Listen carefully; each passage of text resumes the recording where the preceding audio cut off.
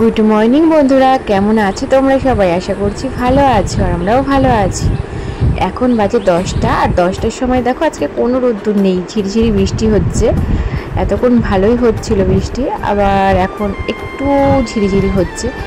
তো দেখো ওইদিকে বাজার থেকে চলে এসেছে, বাজার করে মাছ আর মাংস নিয়ে এসছে। তো ওইদিকে মাছটা আমাকে আজকে কেটে দিচ্ছে।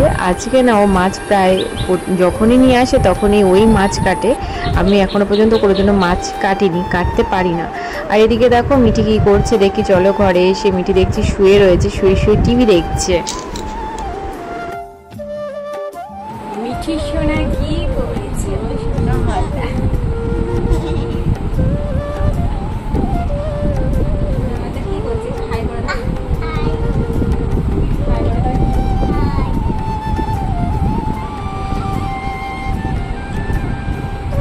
সকাল সকাল গ্যাসটা শেষ হওয়াতে অনেকই সমস্যা হয়ে গেছে। সকালবেলা মিঠিকে তেমন কিছু খাওয়াতে পারিনি, শুধু মুড়ি ভিজিয়ে খাইয়ে দিয়েছি।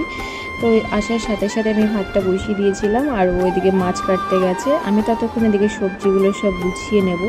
দেখো আজকে হবে রান্না কচুর কাটি দিয়ে, বেগুন দিয়ে, আলু দিয়ে তরকারি। এটা হচ্ছে আমার জন্য।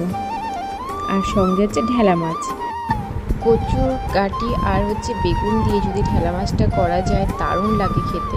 অনেকটা বেলা হয়ে গেল, রান্না করতে করতে তো অনেক দেরি হবে। ভাবছি মিঠিকে শুধু মাছ ভাজা দিয়ে ভাত খাইয়ে দেবো। ভাত যখন হয়ে গেছে, একটা মাছ ভেজে দিয়ে ওই দিয়ে এখন সকালে মিঠির খাওয়া হয়ে যাবে। আর এদিকে দেখো আমি পেঁয়াজ রসুনগুলো গুছিয়ে নিলাম, আর ওর মাছ ধোয়া হয়ে গেছে।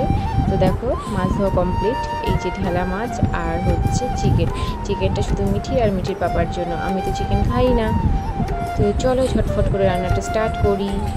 তো কড়াইতে তেল গরম হয়ে গেছে, মাছগুলো ছেড়ে দিচ্ছি। আর আজকে চলো আমি কিভাবে রান্না করি সেই রান্নাটা তোমাদের সাথে শেয়ার করব। আমি রান্না করব মাছ, আর মিঠির বাবা রান্না করবে চিকেন। তো চলো দুজনের রান্নাটাই আজকে তোমাদের সাথে শেয়ার করব।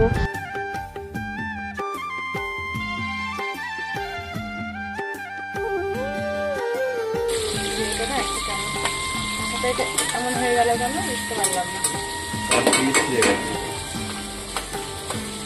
মাছটাকে বসিয়ে দিলাম।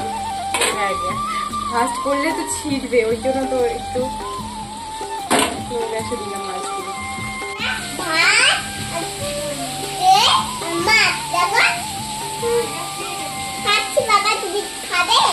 তুমি খাও, আমি পরে খাচ্ছি। তুমি খাও খাও।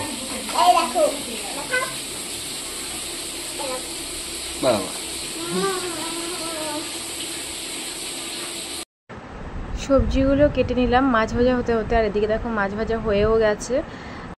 কি সবজি দিয়ে করব বলেই তো দিলাম কচু, বেগুন, আলু। আর মশলার মধ্যে নিয়ে নিয়েছি সর্ষে, লঙ্কা আর আদা পেস্ট।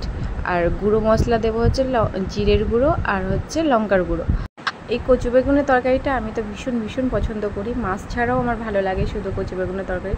মাছের ঝোলটা হতে হতে এদিকে আমি মশলাগুলো করে নিচ্ছি। চিকেনের মশলা দেখো, রসুন, আদা, লঙ্কা আর দিয়ে দিয়েছি গোটা গরম মশলা। পেঁয়াজগুলো কুচি করে নিয়েছি। এদিকে দেখো মাছের ঝোলটা হয়েও এসছে।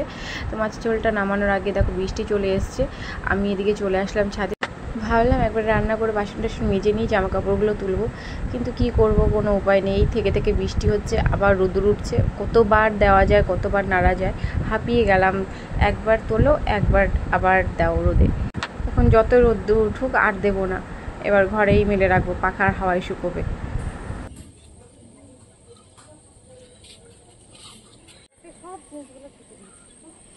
শুকিয়েছে কিছুটা, ঘরে পাখার হাওয়া দিলে শুকিয়ে যাবে।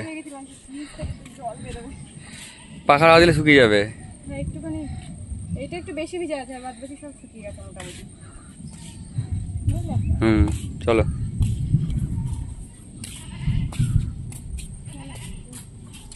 দেখো মেঘ আবার কেমন করেছে, এক্ষুনি আবার বসে থাকবে।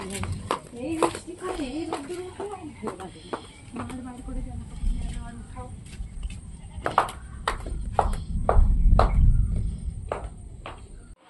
এদিকে বড়বাবু চিকেনটা রান্না স্টার্ট করে দিল। দেখো আলু নিয়ে নিয়েছে, আর এখানে চিকেন।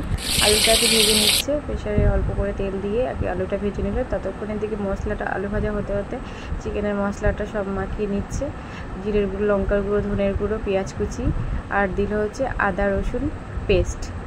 সর্ষের তেল, লবণ, হলুদ সব মশলা একবারে দিয়ে চিকেনটাকে সুন্দর করে মাখিয়ে নিল আর অনেকক্ষণ ধরে মাখিয়ে রাখলো।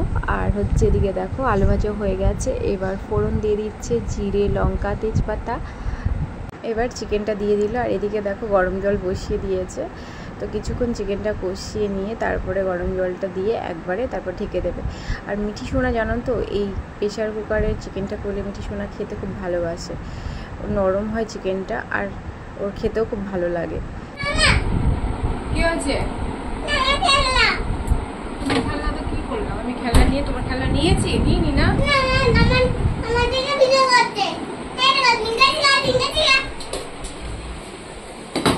কালকের দুধ জাল দেওয়া হয়নি, ফ্রিজেই পড়েছিল, গ্যাস ছিল না বলে জাল দিতে পারিনি। তো আজকে অনেকটা দুধ হয়ে যাবে, কালকের 500 আজকের 500, প্রায় 1 কেজি দুধ হয়ে যাবে। তো আমি বললাম এতটা দুধ দিয়ে কী করবো, রাত্রেবেলায় সেমই নিয়ে এসো, সেমই করবো। তো দুধটার জন্য ছেঁকে রাখছি, এখন আর জাল দেবো না, একবারে রাতেই জাল দেবো। জানি না নষ্ট হয়ে গেছে কিনা, কিন্তু ফ্রিজে রাখলে সবাই বলে নষ্ট হয় না। এখন দেখি, এর আগের দিন রেখেছিলাম ওরকম দুধটা কেটে গেছিলো, জানি না কেন এমন হয়েছিল। ও বললো যদি কেটেও যায় তাও তো ছানা করে খাওয়া যাবে, নষ্ট তো হবে না। চিকেনটা কষানো হয়ে গেছে আর এদিকে গরম জলও বসিয়ে দিয়েছিল আগে থেকে বাটিতে। তো দেখো কালারটা খুব সুন্দর এসছে, জলটা দিয়ে দিল। আর এখন দেখো সিটি মারাও হয়ে গেছে, 2টো সিটিতেই পুরো চিকেন রেডি। এখন দেখো চিকেনটা খোলা হবে, দেখি কেমন হয়েছে কালারটা। আমি তো খাই না, ওর তো খুব খুব পছন্দ আর মিঠিরও পছন্দ, দারুণ হয়েছে কালারটা। তো মিঠি তো খুব খুশি, এখন থেকে চিকেন খাওয়ার জন্য পাগল হয়ে গেছে। তো চিকেনটা নামিয়ে নিচ্ছে আর এদিকে মিঠির তো আর তর্স হয়েছে না, বলছে এখনই আমাকে খেতে দাও তাড়াতাড়ি করে। আর আমার বড়বাবুর রান্নাটা কেমন হয়েছে অবশ্যই তোমরা কমেন্ট করে জানিও। ও কিন্তু খুব সুন্দর রান্না করে, আগে হোটেলেই কাজ করতো, এখন করে না, এখন তো নিজে ব্যবসায় করছে। আগে হোটেল লাইনেই ছিল প্রায় 10-12 বছর অবধি। মিঠিকে এখানে খেতে দিয়ে দিলাম আর মিঠি দেখো খেতে বসে বায়না করছে। ও খাবে তো নাই, শুধু শুধু খাবারটা নিয়ে নষ্ট করে। যতবার ওকে ভাত দেওয়া হয় ভাতগুলো মেখে কিন্তু এরকমই পুরো ধরা থাকে, ও কিন্তু একটুও খায় না, শুধু চিকেনটা খাবে, খেয়ে উঠে যাবে। চিকেনটা পুরো খাবে কিনা ঠিক নেই। চলো আজকের ভিডিওটা এখানে শেষ করছি।